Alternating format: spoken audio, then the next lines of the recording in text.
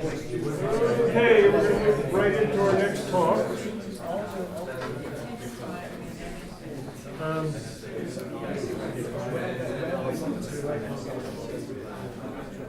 Okay, our next talk is by Jeff Coulter. It's on ethnomethodology and linguistic phenomenology. Hello. Let me announce again. I know this is a long session. People want a coffee.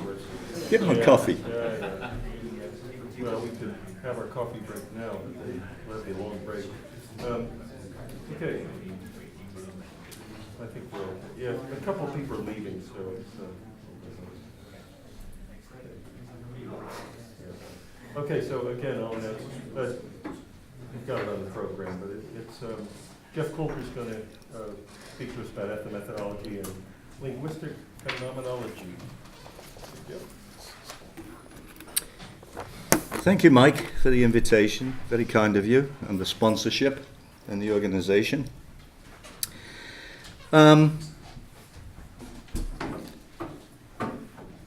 First of all, I'd like to talk a little bit about the phrase linguistic phenomenology, which of course sounds like a mouthful, and it was coined by J.L. Austin, who's often referred to as an ordinary language philosopher. But I really have come to dislike that phrase, ordinary language philosophy. First of all, because I don't think it creates a philosophy, and secondly, it appears to exclude the technical. So you get this idea that somehow ordinary language philosophy can't accomplish anything with technical terms like quasar, synapse, neuron, etc., which is clearly incorrect. So one of the reasons why some of us prefer Austin's terminology, despite the fact that, as he called it, it's a mouthful, is because I think, first of all, you can find connections to the tradition of phenomenology in what Austin's doing, and also I think in what Wittgenstein was doing. But then you don't really have to get into this whole thing about the notion of ordinariness in what's called ordinary language philosophy. So I'd like to throw that phrase out, ordinary language philosophy, even though some of you may recognize some of what I'm saying as having derived from that nomenclature tradition. So in favor of a different take, which also, I believe, makes it curval with ethnomethodological interests.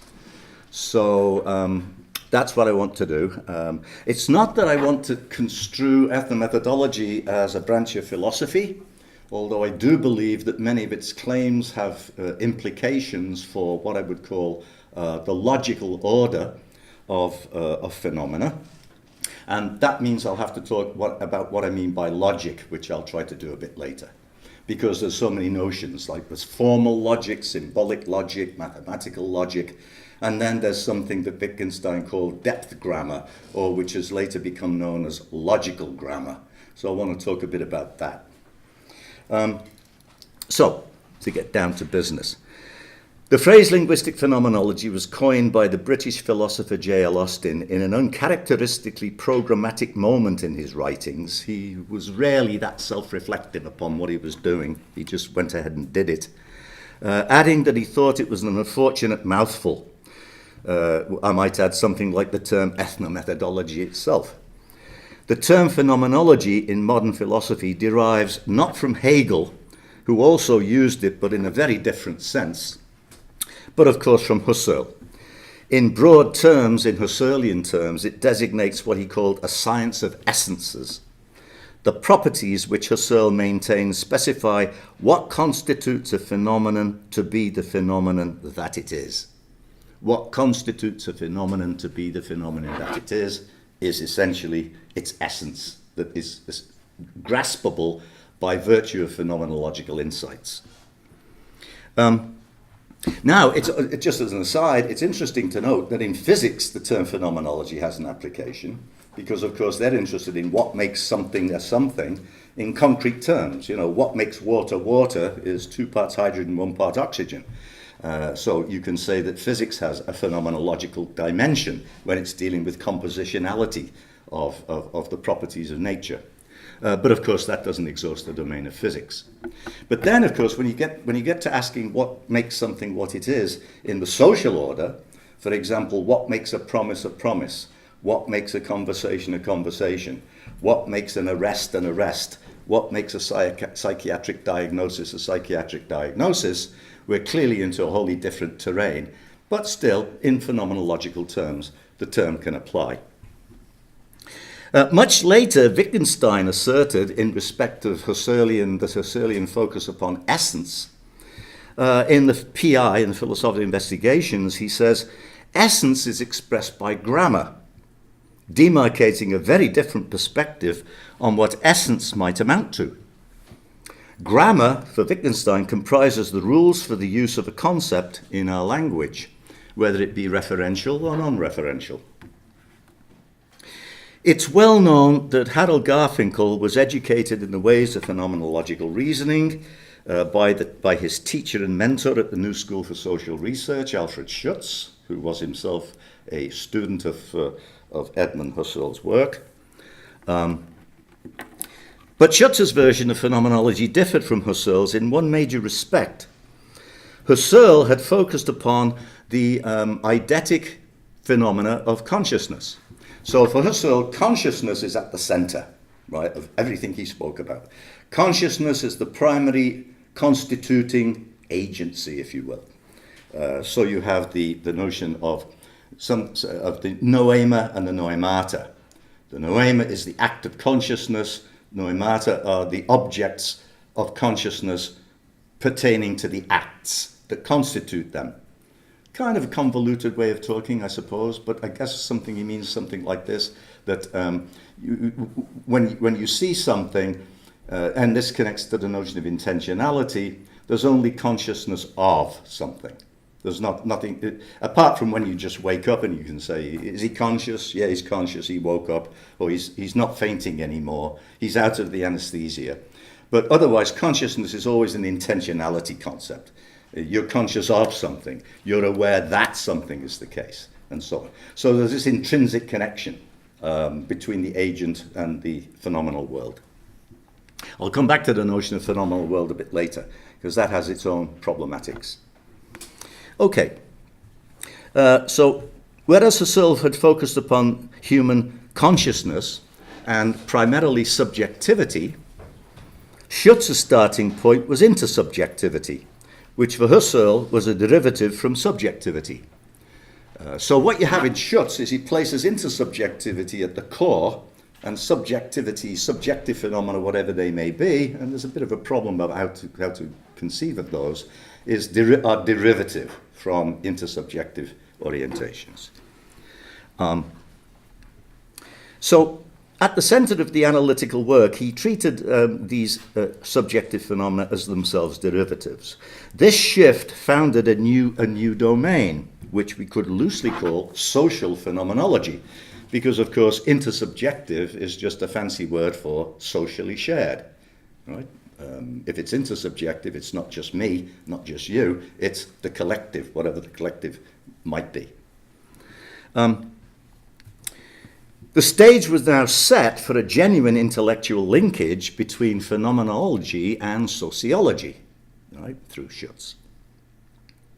A linkage which formed a major foundation in the development of ethnomethodology, which is the study of the endogenous logic of practical action and practical reasoning in everyday affairs.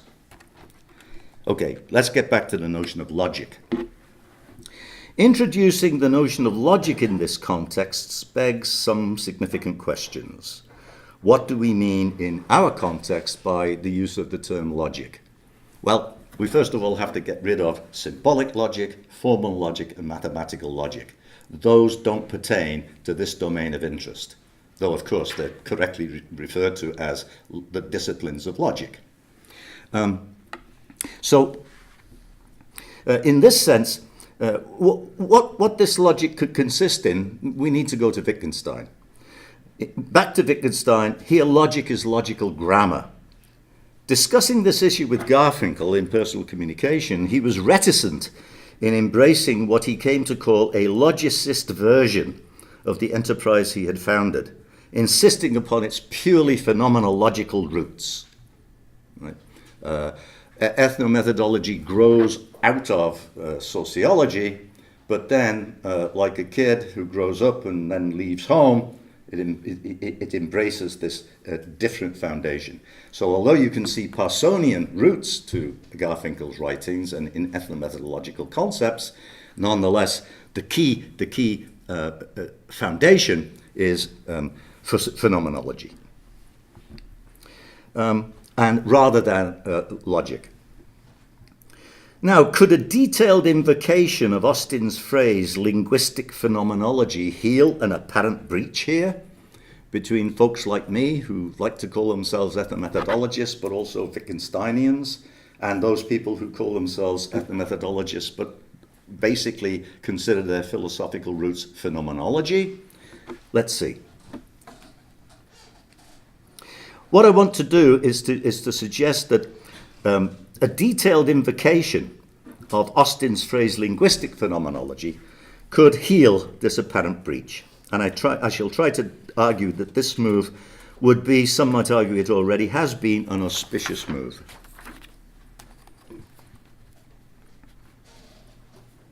Garfinkel was, in his later years, more amenable to a way of formulating what is at stake in Wittgensteinian terms, although he mentions the later Wittgenstein only once, to the best of my knowledge, in his published writings, where he posed what I think is a mistaken version of something that Wittgenstein was speaking about when he introduces the notion of language game. Garfinkel poses the question in studies, whose language games are we speaking of here? Well, this is something of a mischaracterization of the core concept of language game, since Wittgenstein was far from proposing that a language game might be anyone's singular possession or any particular subgroup's possession, but rather a language game is any array of human activities within which the use of language is embedded, and very often what comprises the activity in question. Later, Austin was to develop his famous concept of a speech act. Austin and Wittgenstein, whom Austin spoke of as his colleague Witters, knew each other not well, but intellectual biographies of both men note that in frequent contexts, Wittgenstein never mentions Austin in any of his writings, might have been due to the intellectual rivalry between their respective academic homes, Wittgenstein in Cambridge and Austin in Oxford. Be that as it may, it is nonetheless clear that for both the relationship between most forms of human conduct and the use of language were imbricated, even intrinsic. Back to Garfinkel.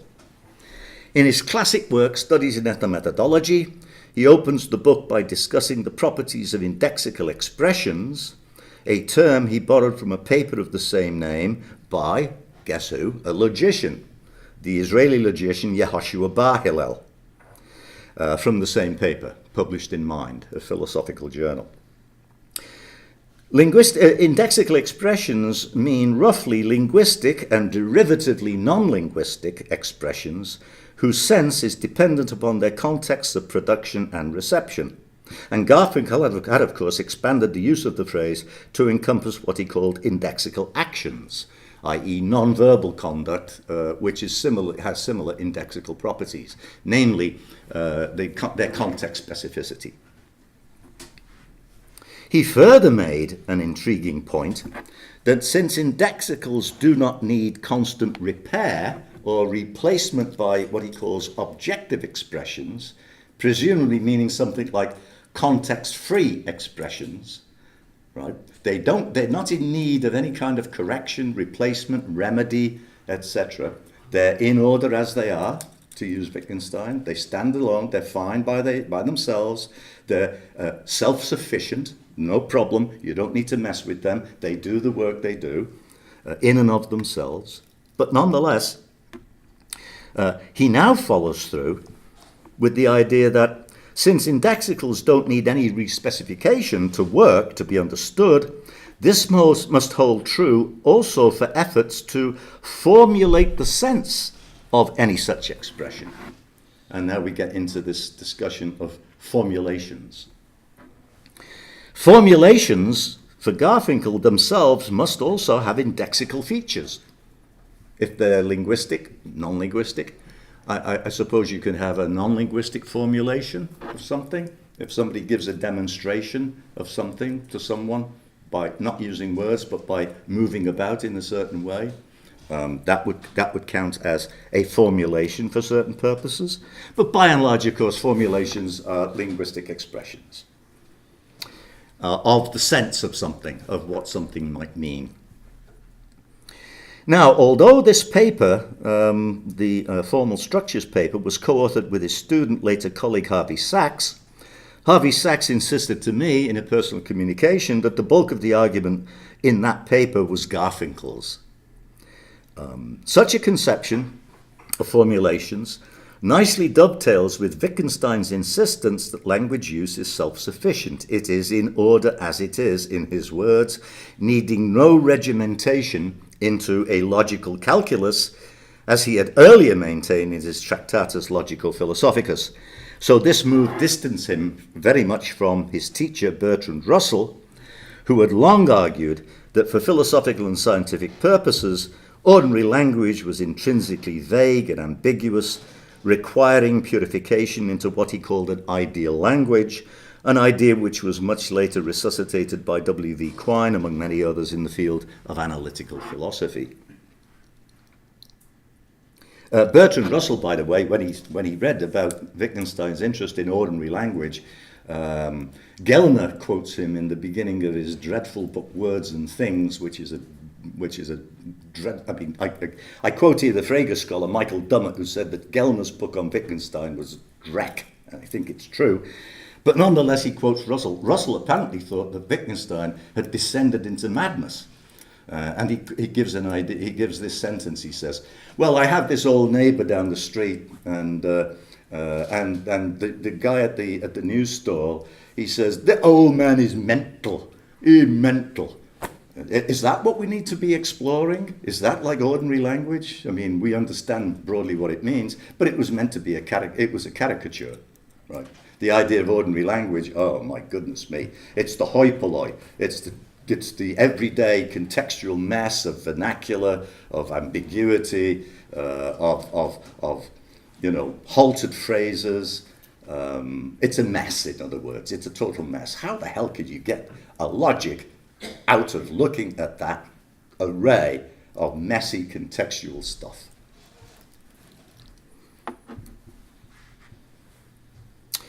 Garfinkel noted in his contribution to Roy Turner's edited anthology, Ethnomethodology, published in 1974, that he and his former student and well-known sociologist David Sudnow should perhaps propose an alternative nomenclature to describe the field of ethnomethodology.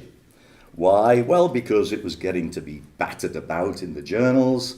People had misunderstandings of it. So what the hell? If they want the term, let them have it. They can take it. We can have a new term for our field. So they both came up with neopraxeology. So that would be like a replacement term. Ethnomethodology has become a shibboleth. It's now much caricatured. What we need is a brand new concept. So how's about neopraxeology? Well, I take that very, very seriously. I really do, because I think that is a very, very cogent expression to grasp what's going on in ethnomethodology. If we want to, I don't want to abandon the term, but I do believe that neopraxeology is a really good characterization. And what I'm going to say next is an argument in favor of that point. It's an obvious neologism, as is, of course, ethnomethodology. But to understand the import of this, we must first examine what praxeology could mean before we get to the neopraxeology. And for this, we need to clarify certain distinctions in the history of its use. The Greek term praxis was contrasted with theoria, and it meant something like practical, intentional, and conscious human activity or activities. That's a kind of a gloss, but it'll do for now. There are two major historical uses of this notion in intellectual history. one advanced by Kotarbinsky in his book Praxeology.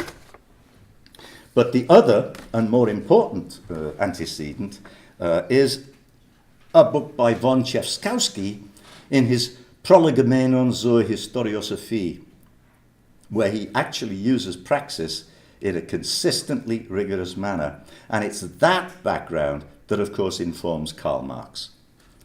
David McClellan, in his book The Young Hegelians and Karl Marx, published in 1969, observed that it was the latter's conception, i.e. von Tchefskowski, that informed the early work of Karl Marx, and which is clearly the operable one.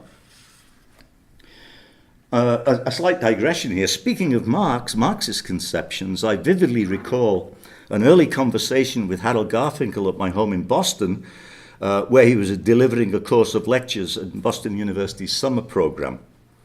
I told him that I was once a Marxist of the humanistic stripe and inquired as to whether he had ever read Marx, and if so, what he thought of his work. He replied that he'd never really studied Marx or any Marxist literature, but then I then tentatively broached the issue of reification, which had played a significant role in Marx's early writings. He picked up on this right away, saying that yes, he was indeed quite familiar with the concept of reification, and maybe he was using it in a similar way to Marx, although, as he said, he had not read Marx. He went on to comment that he construed much of his work and that of the school he had founded as engaged in various modes of de-reification, especially of some social scientific conceptions. Here then was a link between phenomenological and praxeological approaches to the analysis of human conduct. To understand what makes, for example, a promise, a conversation, a criminal act, a psychiatric diagnosis, etc., is eo ipso to grasp what practices make them what they are. And that's the connection. Shades of Wittgenstein can be invoked here when he, Ludwig, once asserted that a thing is what it is and not another thing. An obscure remark, but perhaps its sense can now be discerned if we read it in the context of what has been argued in the foregoing. A thing is what it is and not another thing. Sounds trivial, tautological, but quite kind of deep when you see it in the context of these kinds of issues. Turning our attention now to the contributions of the late Harvey Sachs, whose lifelong colleagueship with Garfinkel is well known and well documented. The phrase conversation analysis has long been used to designate the nature of these contributions, but I venture to claim that in many respects this is a kind of a misnomer. Sachs's work did obviously include many major insights in the formal properties of everyday conversations, but his reach was far broader than that.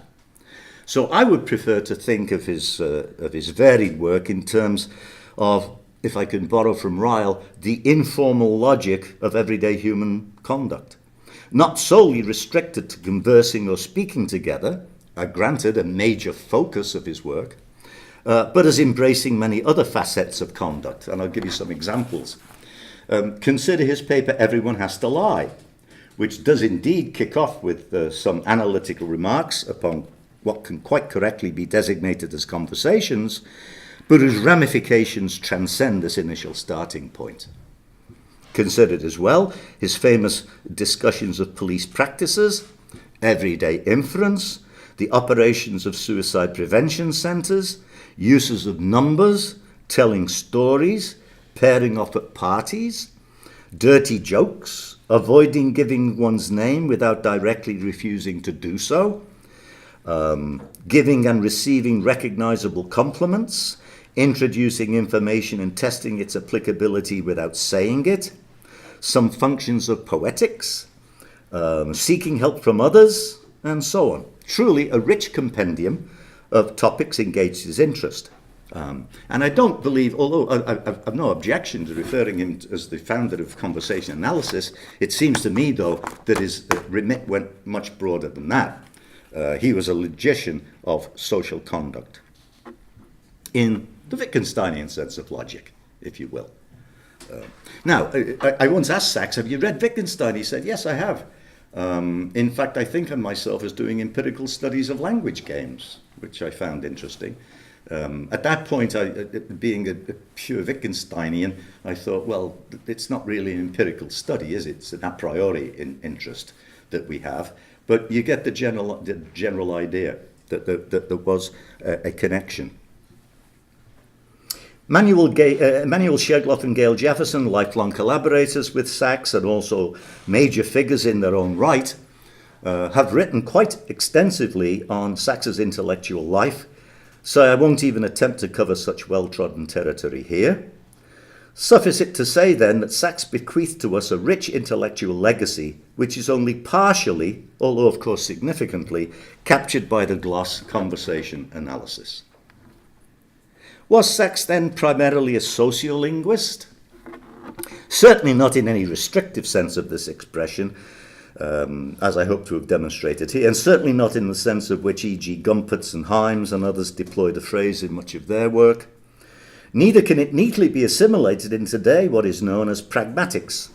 Pragmatics following Morris's unfortunate tripartite classification of the properties of language into the syntactic, semantic, and pragmatic.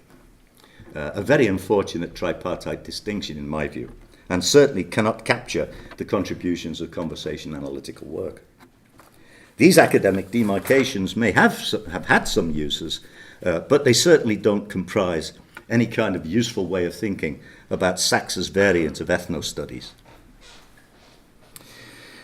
I want briefly now to return to the titular theme of this symposium, radical ethnomethodology. Melvin Polner, in a retrospective on ethnostudies, once observed that in various respects the field had moved to the suburbs, which I guess meant something like, to borrow from Graham Button, let us say it normalized ethnomethodology. But radical ethnomethodology and normalized ethnomethodology are now, particularly in this conference, in this symposium, being contrasted. So I'd like to get into that a little bit further. One way in to the idea of radical, of course, which in this context means back to the roots, right? Basically, as distinct from any political connotation it might have. Radical here means back to the roots, doesn't mean, radical leftism or radical rightism. I want to talk about one major, I think often somewhat neglected notion in ethnomethodology, which is, in Garfinkel's own words, the concept of ethno-indifference, ethnomethodological indifference. Now, this has sometimes been misunderstood as a plea for neutrality in respect of moral and political considerations, and in some sense that's true. That's one way to read it, but it's not a deep way to understand it. How then to reconcile this idea with the fact that many ethnomethodologically sophisticated practitioners, amongst whom we could name Peter Eglin, Paul Jalbert, Lena Giussi, Stephen Hester, and many others, have utilized some ethnomethodological ideas to advance what we could speak of as political or even ideological objectives in their work. Right? In its original context, the idea of ethnomethodological indifference was intended to distinguish between constructive analytical sociology from ethnomethodology. The point being that ethnostudies focused exclusively on the endogenous properties of any social phenomena as distinct from social scientific efforts to correct, modify, criticize the findings, theories, and perspectives on or about such phenomena available in the social order. The major objective of this program of work was to begin to specify in formal terms and to unprecedented levels of intricate detail the minutiae of daily affairs. Nonetheless, it's clear that some practitioners have used, and often to good effect, various ethno-insights in order to elucidate political discourses and what you could call ideological formulations, where here the notion of ideology specifies propositions which are, in one sense or another, partisan. Okay. But to treat this issue is a bit beyond the scope of the paper, not because it's to be sidelined, but it's not been my remit to address it. However, if any questions arise about that, I'm happy to try to address them. That's that.